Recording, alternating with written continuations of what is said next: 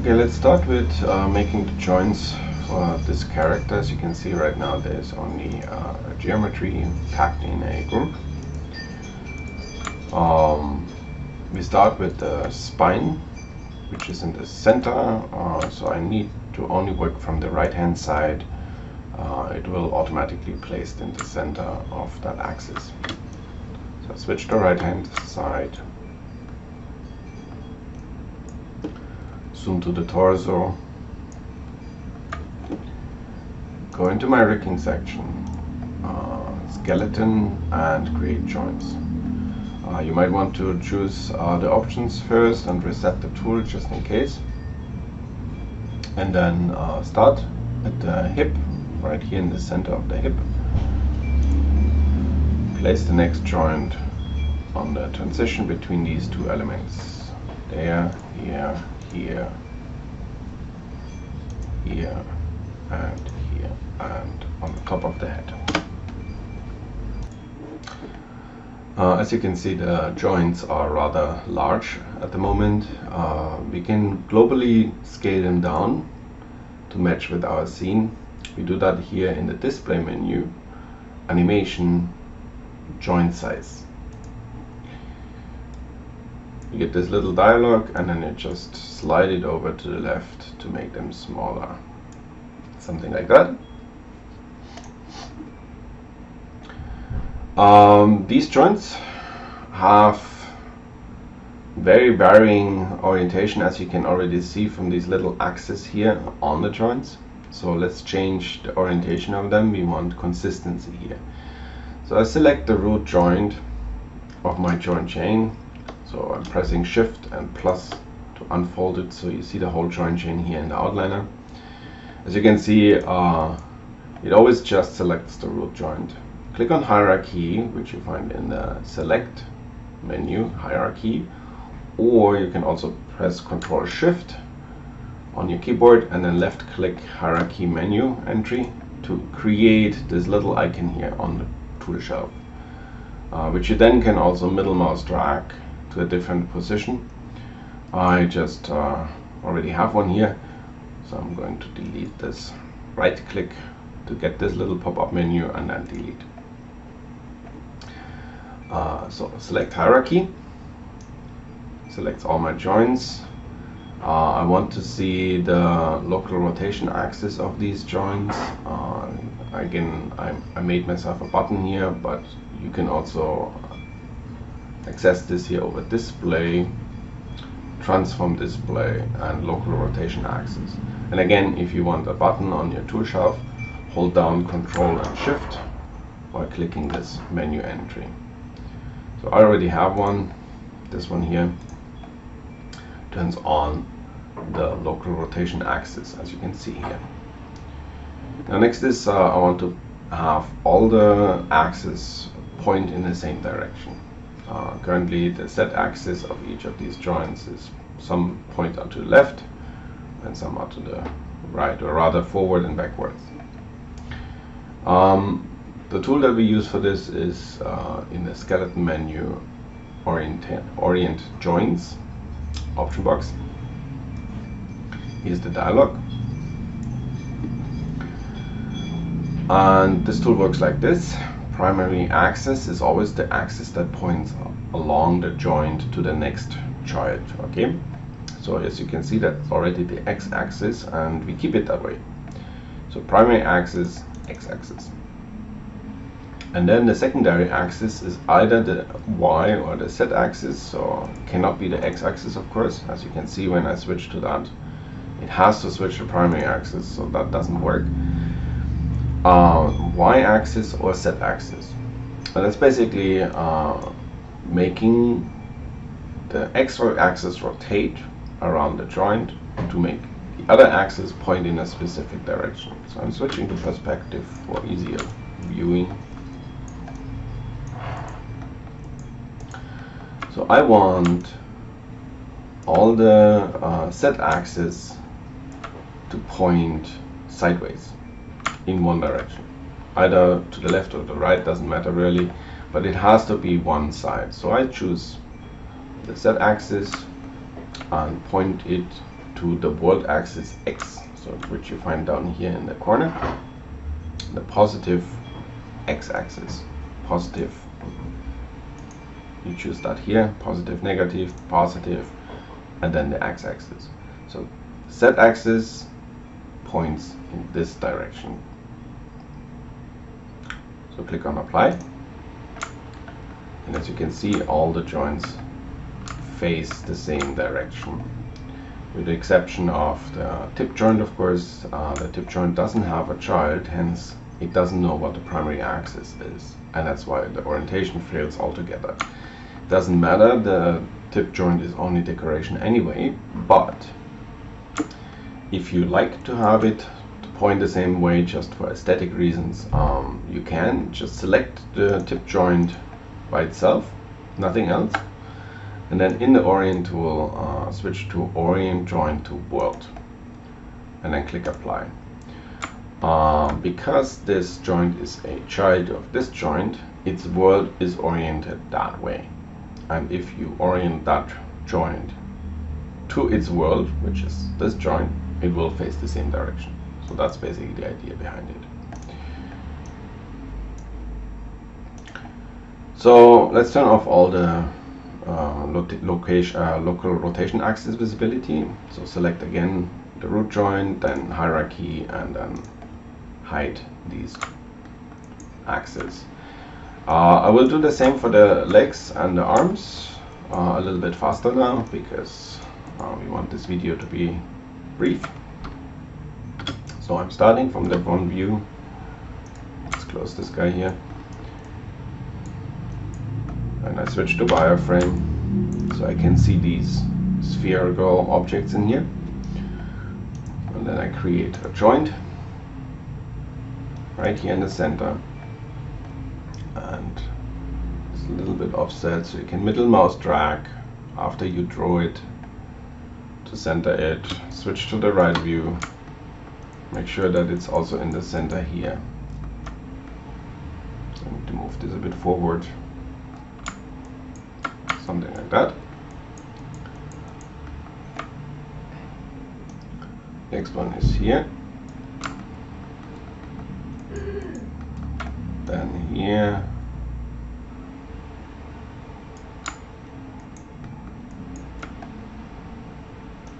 Between the foot and the toe, and then the tip of the foot.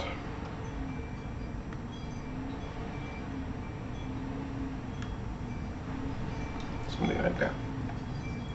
And then enter. Same thing. We select the root joint, then hierarchy, then turn on the Orient tool. As you can see, I already made a button here. Let's toggle the visibility of these joints. And actually that one doesn't look so bad. It's already facing in the same direction, but just in case it doesn't.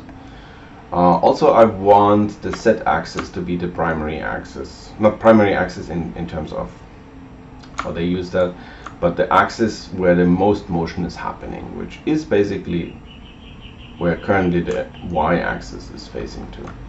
So let's rotate that. X-axis is primary. I want the Z-axis to face in the positive X direction, just like before on the spine. Same settings. That will do that.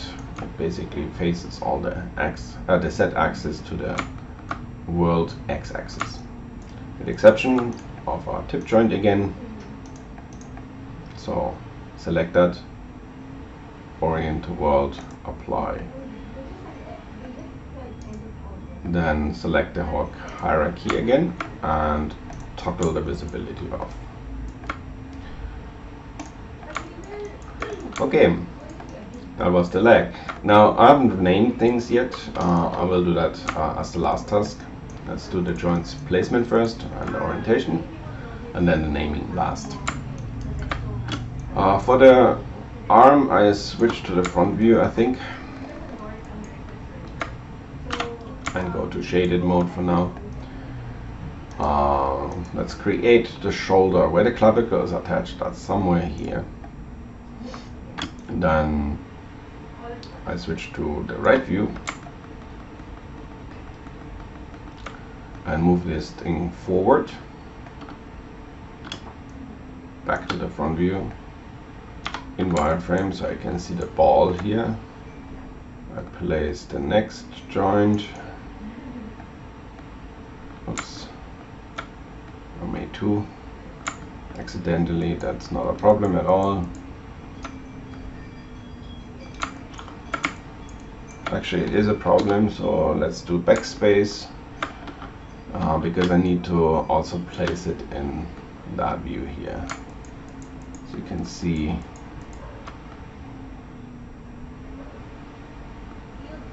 it might be easier to do from the top view. Yeah, it is. There you go. Front view again. Next joint goes here. Next one here, and that's where we stop. So enter, and then let's have a look at the perspective just to make sure that everything is where it belongs. We select the hierarchy again to get our orientation tool, toggle the visibility of the local rotation axis, and check off the rotation of these axes. As you can see, some are pointing Y upwards and some are the Z axis. I like to have consistency here, so I make the Z axis point in the positive Y axis. Primary stays X always. So basically these two should not change, but these two will change. So let's apply that, and there you go. Tip joint in this case is already okay. Just to double check, let's select that single one, switch the orient tool to orient joint to weld, and apply. And as you can see, nothing happens, so that's an indication that it was already good. Select hierarchy again, and then toggle the visibility of the local rotation axis. Okay. So at this point I would like to name things a bit. Now, as you can see, this one here is our spine setup, this is our leg setup, and this is our arm setup. I will pause this because this will take a while and it's a bit boring to watch, so pause here. Okay, I renamed all my joints from COG, spine, neck, head, to upper leg, lower leg, foot, toe, and toe, end joints. And joints, these tip joints here are always having a joint E and the same name as the joint before them. And then shoulder, upper arm, lower arm, and wrist joint. The wrist joint is actually not an end joint because we're attaching fingers later on. So that's why I didn't call it joint end. Time to make the fingers. For that I switch to top view.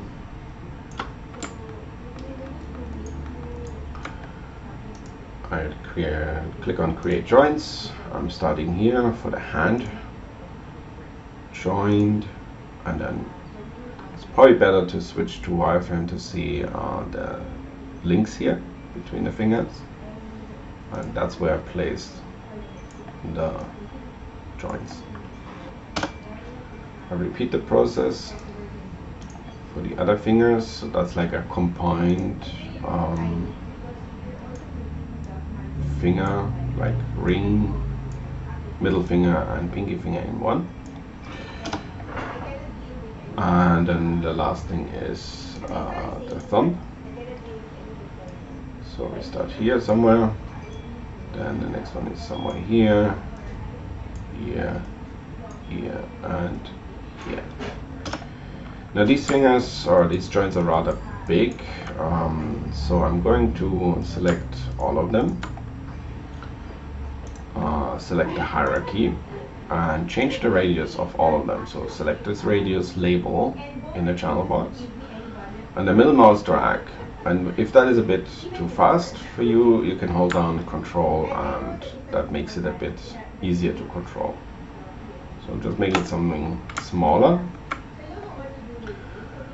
Switch to perspective, and then just to realize the joints are down here. So select all the root joints, not every joint, so just the root joint. Okay, like that. And then move them up. So if you select all of the joints, let's say hierarchy, and then move up, this will happen. Okay, so don't do that, just select. You can also do a marquee, and that will only select the root joints anyway. And that's probably the reason why the Maya does that. So I'm moving them up to the hand.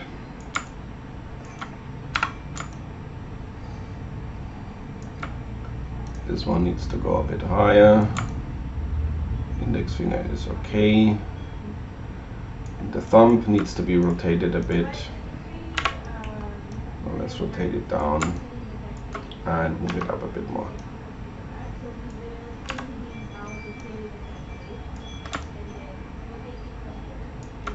And a little to the side. Okay.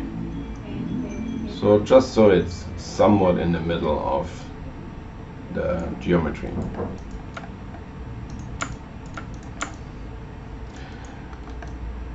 When you rotate joints, means they have rotation values in the channel box, unlike 0. So these ones I didn't rotate, but the thumb I did. You have to freeze the transform. Okay, so make sure again in freeze transform option box that the setting rotate is activated. Okay, then apply that. As you can see, even though translate is activated, it doesn't affect the translation of joints. That's the nature of joints. We want to have translate values. Resetting them would basically just move them to the origin, and that's in no one's interest. But rotation values, we want them to be 0. Why? Because if we rotate that during the animation process, we want to be able to select these channels and zero them out to get them back to their rest position. Okay. Okay, these joint chains, let's name them. I will pause again for easing out the length of the video, and then when I'm done with renaming, I come back. So I'm back. I just renamed the index finger, the fingers, because this is a combination of 3 fingers, and then thumb. So one thing we have to do still is the orientation of the joints. You don't always have to do that really. You can see these little coordinate systems here in each of these joints, and you see that the blue one is facing in the right direction. Also the x-axis is facing the right direction, so all good. We don't even need to change this one, probably also not for this one here. However, the thumb has this 45-degree rotation, and the x-axis, the z-axis is currently facing horizontally instead of down here in this 45-degree angle. So there's 2 ways of fixing this. One would be just to simply rotate the whole joint chain around that axis, or we just go in here and activate the component mode, which is this one here. So that's object mode, that's the component mode. You can also toggle between them in using F8. So hitting F8 switches between them, and then in the component mode we select the question mark here. The question mark, or these are all the object types that you can select. And by default it's the point selection only, but you can also click on this one, and then you can select whatever is hidden under that. If you want to know what that is, right click it, and then you see all the object types that do not have a specification, that's why they're in the question mark here. So local rotation axis, you can just click on that and then use the rotate tool to rotate that axis one by one. So you have to do that for each joint, as you can see. Oops, I accidentally selected the mesh, not what I wanted. Rotate that one, and again the mesh is getting in my way.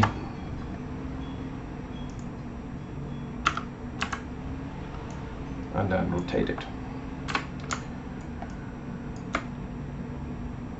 Okay, and then F8 again to leave that mode.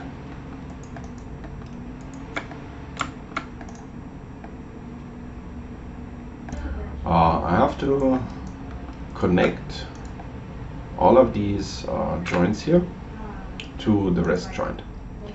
And when these are being connected, when they're basically moved underneath the rest joint, they will be removed in the order you select them here. So I start with the thumb, then the index, and then the fingers, and then last the wrist. And if I hit P on my keyboard, they will be parented under the wrist joint. And as you can see, thumb comes first, index second, and then fingers. So in that order as I selected them. By the way, if you don't like this kind of display for these connections, you can select this joint here, which is responsible for these connections, and change its draw style in the attribute editor, which is currently set to bone. And as you can see, there's multiple choices. Multi-child as box would probably be an option. So instead of these little pyramids, you get this box. Now this is not really super important at all, since we are going to hide the joints later on anyway. The animator doesn't want to see the joints. The animator wants to see the controls and the mesh, nothing else. And so it's just for you really, but here you have some options. There's also none, that means it doesn't draw the joint at all, or just joint, which is basically just drawing the ball. I find that a bit risky because it gives you the impression that there is no connection. I leave it on bone for now. We have to connect also the shoulder to the chest, so shoulder first, chest second, and then P to make that connection, and then of course the upper leg to the COG joint down here, P, to make that connection. Okay. Last thing, mirror the character, or mirror the body parts that are on the left hand side only. So we go into skeleton, mirror joints, option box. Here we choose the plane where the mirror is standing, so YZ, that would be right here through the character. And then the behavior, the mirror function, we choose behavior so that it flips the axis when it mirrors. Hence, when I rotate that arm forward, also that arm moves forward. Okay, when I select them both at the same time. Search and replace. We use, if you named your character, your joints correctly, you will have either an L underscore in there or a left underscore. So that's what you're basically looking for, and then you replace it with the corresponding other side letter. In my case, R underscore, or if you have left underscore, you might want to write right underscore here.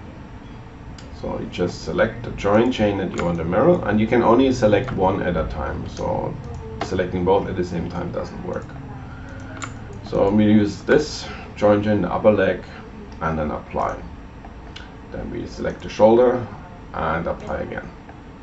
And that's that. We are done with making the skeletons.